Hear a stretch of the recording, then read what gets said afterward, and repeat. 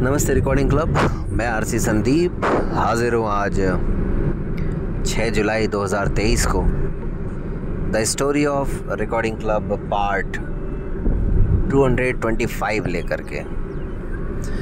आज सुबह आ गया हूँ क्योंकि कल रात में रिकॉर्ड नहीं कर पाया। कल अपने विद्यालय का टाइम टेबल बना रहा था और दरअसल पिछले एक सप्ताह से बना रहा था, लेकिन कल जाकर के उसमें सफलता मिली। ज़्यादा टाइम भी मिलता नहीं है, थोड़ा बैठ करके, और टाइम टेबल बनाने में सिर बहुत चकरा जाता है यार। तो अब पूरा टाइम टेबल कल जाके कंप्लीट हुआ, तो इस वजह से खैर कहानी चल रही है the story of recording club के बनने की, इसलिए इस नाम से ही ये कहानी प्रस्तुत की जाती है। और जो लोग इसको नियमित रूप से सुन रहे हैं वो जानते हैं कि कैसे कैसे उतार चढ़ाव मोड़ रिकॉर्डिंग क्लब के बनने में आए हैं और आज भी आ रहे हैं। और एक बहुत ही कड़वी सच्चाई है दोस्तों कि जैसे अभी हम 2023 में चल रहे हैं, वर्तमान समय हमारा 2023 है, जैसे आज 6 जुलाई है। कहानी में अभी हम 2019 तक पहुंचे हैं, लेकिन जुलाई 2023 तक की जब घटनाएं आएंगी तो पता नहीं कहानी सुनाने की आवश्यकता रहेगी या नहीं रहेगी, ये भी समझ में नहीं आता है। इतनी समस्याएं हैं, यानी जुलाई में नहीं पता कि अगस्त में क्या होगा, अगस्त में नहीं पता कि सितंबर में क्या होगा। जहाँ भी जिस भी तरह की उम्मीद लगाते हैं वहाँ निराशा ही हाथ लगती है। तो खैर आप सबका साथ है, सहारा है, तो फिर आगे देखते हैं क्या होता है। समझदारी से काम चलाएंगे, कोशिश करेंगे कि जो हो वो अच्छा हो।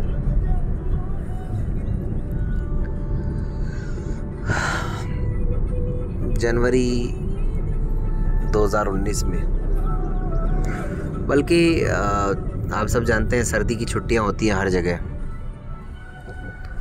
तो दिसंबर 2018 के अंत में मैं अपने गांव गया हुआ था। छुट्टियां थी 8-10 दिनों की, तो सोचा चलो गांव हो आते हैं। और उस दौरान प्रोग्राम बना के घूमने जाते हैं। तो हमारे पिताजी ने ये डिसाइड किया, और हम लोग, चूँकि सर्दियां थी तो सर्दियों में गुजरात जाना बड़ा अच्छा रहता है। हम लोग गुजरात गए और गुजरात में सहारनपुर हनुमान जी, डाकोर जी और स्वामीनारायण के साथ साथ पावागढ़, और इन्हीं में से एक जगह यह भी डिसाइड हुई कि द स्टैचू ऑफ यूनिटी। उस समय 2 ही महीने हुए थे उसका उद्घाटन हुए भी, बल्कि हो सकता और भी कम समय हुआ हो। तो द स्टैचू ऑफ यूनिटी के बारे में सुना बहुत था, पढ़ा बहुत था, इच्छा थी कि वहाँ भी जाया जाए, और मौका मिल रहा था। परिवार के साथ मैं, मेरे पिताजी, माताजी, मेरी सिस्टर और मेरी सिस्टर के हस्बैंड, मेरी वाइफ, हम सब लोग। तो बाकी सब जगह तो अपनी जगह ठीक है, लेकिन जब द स्टैचू ऑफ यूनिटी हम गए तो वहाँ का अनुभव मेरे लिए बड़ा ही अविस्मरणीय था। और जो आसपास हमारे जो साथ के लोग बता रहे थे कि बड़ी सफाई, बड़ा सब कुछ सुव्यवस्थित, तो मैं बड़ा प्रभावित हुआ इस चीज़ से। और पता नहीं क्यों तब, जैसा कि मैंने पिछली कहानी के अंत में आपसे कहा था, कि तभी वहाँ का भ्रमण करने के दौरान चाहे वो सरदार सरोवर डैम हो, चाहे वो वैली ऑफ फ्लावर्स हो, चाहे अपने आप में उस सरदार पटेल साहब की जो मूर्ति है उसके अंदर एलिवेटर में बैठ करके जाना उनके चेस्ट तक, जो कि लगभग 136 मीटर की ऊंचाई पे है शायद। तो उस सब में ये मन में ख्याल आ रहा था कि यार अगर हमें मौका मिले, मतलब रिकॉर्डिंग क्लब के माध्यम से, और अपने दोस्तों को अगर यहाँ लेकर के आए तो कितना अच्छा रहे। बस इतना ही था दिमाग में, इससे ज़्यादा कुछ नहीं था। अब कब हो कैसे हो ये नहीं समझ में आया, लेकिन ऐसा लग रहा था। वहाँ से फिर हम उधर एक पास ही में एक दर्शनीय स्थल है पोइचा, वहाँ भी गए थे। तो इच्छा तो बहुत होती है कि हर जगह जो फैमिली टूर है उसको सोशल टूर बना लिया जाए, लेकिन कई बार परिस्थितियाँ साथ देती हैं, कई बार नहीं देती हैं। अब ये इत्तेफाक की ही बात है, संयोग की ही बात है कि न्यू ईयर के दिन जनवरी 2019 में मैं द स्टैच्यू ऑफ यूनिटी में था, और उसके 3 साल के अंदर अंदर ईश्वर ने अवसर दे दिया था कि हमारे दोस्तों को लेकर के हम 5वें कन्वेंशन में, आप सब जानते ही हैं दाहोद कन्वेंशन में, द स्टैच्यू ऑफ यूनिटी गए थे। हालांकि वो एक अलग कहानी है, वहाँ जाने की अपनी एक संघर्ष यात्रा रही और काफ़ी चुनौतियाँ रही, कुछ अनुमान भी गलत हो गए, वो एक अलग कहानी है। लेकिन अगर वो सोचा था तो वो संभव भी हुआ। ऐसे ही पिछले साल 2022 में जून में ही मैं मध्य प्रदेश के दौरे पर था फैमिली के साथ में ही, उज्जैन महाकाल। तब तक तो खैर ये कॉरिडोर नहीं बना था महाकाल का, लेकिन तब भी सोचा था कि पूरा का पूरा ग्रुप आए, और देखिए संभव हो रहा है अब 7वें कन्वेंशन में। तो ऐसा होता है, इसीलिए मैं कहता हूँ कि इत्तेफाक बहुत होते हैं ज़िंदगी में। तो जहाँ तक रही वहाँ की बात, तो उस समय काफ़ी शुरुआत थी 2019 में, 1-2 महीने ही हुए थे, तो कई जगह तो कंस्ट्रक्शन भी चल रहा था, कई जगह बाकी। वहाँ पे इतनी सारी जगह हैं कि शायद 3 दिन भी कम पड़े।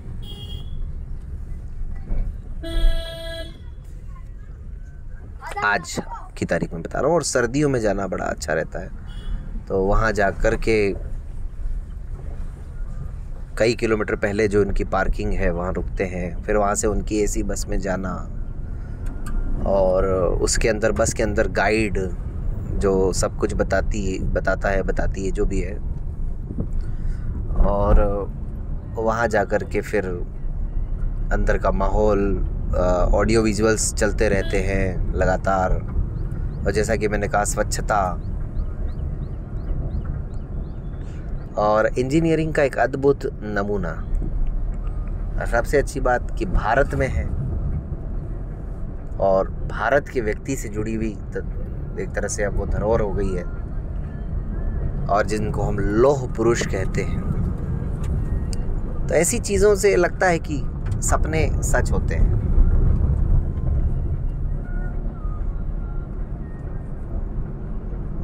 तो ये एक कहानी रही 2019 की, कि जब मैं वहाँ गया तो ये सोचा, और वो 5वें कन्वेंशन में, अच्छा वो भी एक अलग लड़ाई है। देखो 5वां कन्वेंशन पहले 2020 में होना था, हो सकता है ये 1.5 साल के अंदर अंदर संभव हो जाता, लेकिन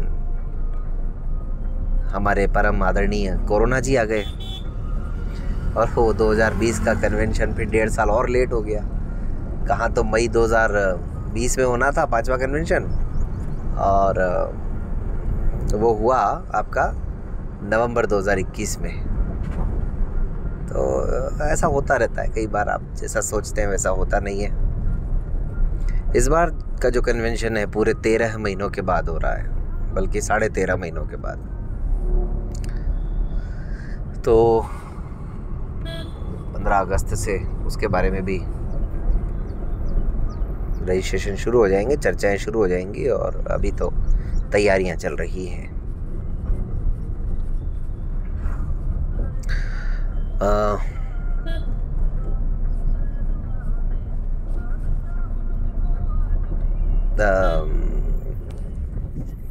थोड़ा सा सुबह सुबह का टाइम है, जॉब के लिए जा रहे हैं, इसीलिए आवाज़ कभी धीरे कभी तेज़ ऐसा लग रहा होगा आप सबको। अच्छा, मैं सुबह सुबह आज इसीलिए आ गया हूँ ताकि मैंने कहा कल की भरपाई अभी हो जाए और रात को शाम को जब भी टाइम मिलेगा तब फिर रिकॉर्ड कर लेंगे। The story of recording club मेरे भी दिल के बहुत करीब है, इसलिए मैं सोचता हूँ ये मिस नहीं होनी चाहिए। कोशिश यही करता हूँ, बाकी चीज़ें फिर भी एक बार को मिस हो जाती हैं, चाहे वो संकल्प कार्यक्रम हो, हमराही हो या मोबाइल एक्सेसिबिलिटी वर्कशॉप हो। करना सब है, बस एक प्रॉपर एनवायरनमेंट की तलाश है, माहौल की तलाश है। तो थोड़ा सा अभी जॉब की भी कुछ जद्दोजहद है। ट्रांसफ़र हो जाएगा जब मैं अजमेर शहर में आ जाऊंगा तो समय भी बहुत ज़्यादा मिला करेगा और माहौल भी थोड़ा अच्छा हो जाएगा। तब तो मैं हो सकता है अपने ऑफिस वगैरह में भी कर लिया करूं रिकॉर्ड। लेकिन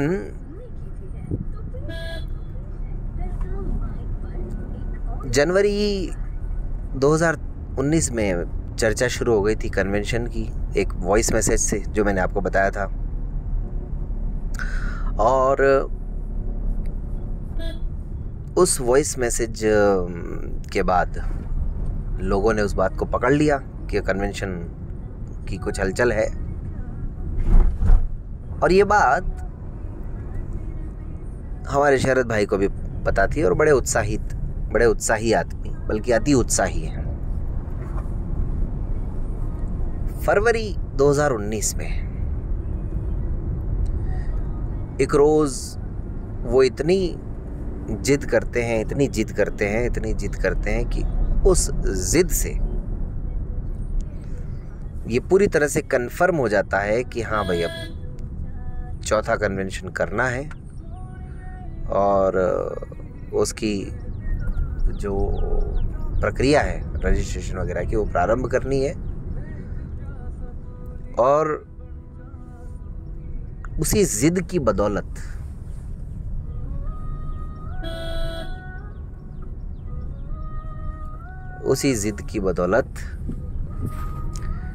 एक ऐसा रिश्ता, एक ऐसी यात्रा प्रारंभ होती है जो आज तक जारी है। और व्यक्तिगत तौर पर मैंने कभी सपने में नहीं सोचा था कि मैं भी कभी इस कार्य का हिस्सा रहूंगा, लेकिन बना और बखूबी बना। और उस एक जिद ने बाद में रिकॉर्डिंग क्लब के कार्यों को, रिकॉर्डिंग क्लब की गतिविधियों को देश भर में पहुंचाने में बहुत महत्वपूर्ण योगदान दिया। बल्कि मैं अगर ये कहूँ तो भी गलत नहीं होगा कि रिकॉर्डिंग क्लब को जन जन तक स्थापित करने का काम किया तो ज़्यादा ठीक रहेगा। तो वो ज़िद क्या थी और फरवरी 2019 में ऐसा क्या हुआ था, और जो ज़िद थी उसका परिणाम क्या वही हुआ जो सोचा था, ये सब अगली कहानी में। आज के लिए इतना ही, मिलते हैं।